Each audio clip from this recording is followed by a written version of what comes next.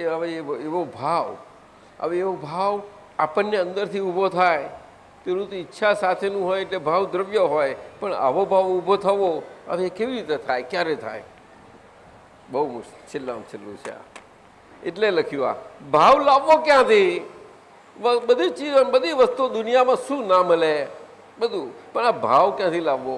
એક એનું બજાર હોય છે, એનું માર્કેટ હોય છે, એનો કોઈ હોય છે, આપનારા હોય છે કે લેનારા લેવા જાય છે. શું છે એ લેવા દેવામાંથી એના આધીન છે આ વસ્તુ? ના, લેતી દેતીના આધીન ના હોય એને જ આ સ્પેશિયલ ભાવ કહેવાય.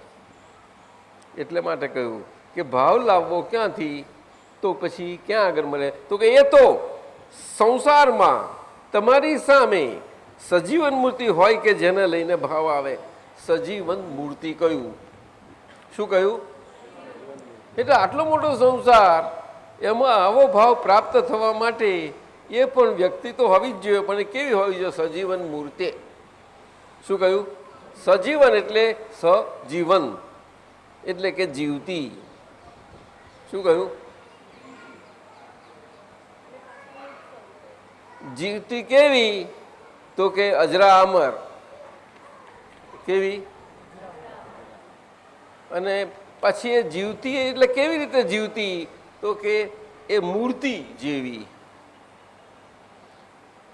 હાથ પગ મોઢું જીભ હાલતી હોય, બધું હોય, બધા જેવું જ હોય એનું કામ, કશો ફેર ના હોય. આપણી બધું જેવી ક્રિયા હોય એવી એની હોય, અને છતાંય હોય મૂર્તિ. મૂર્તિ એટલે મંદિરમાં જોઈએ સલાડની ઘડેલી એ મૂર્તિ, અને એવી આ મૂર્તિ. પણ આ જીવતી ને પેલી નિર્જીવ, આટલો ફરક.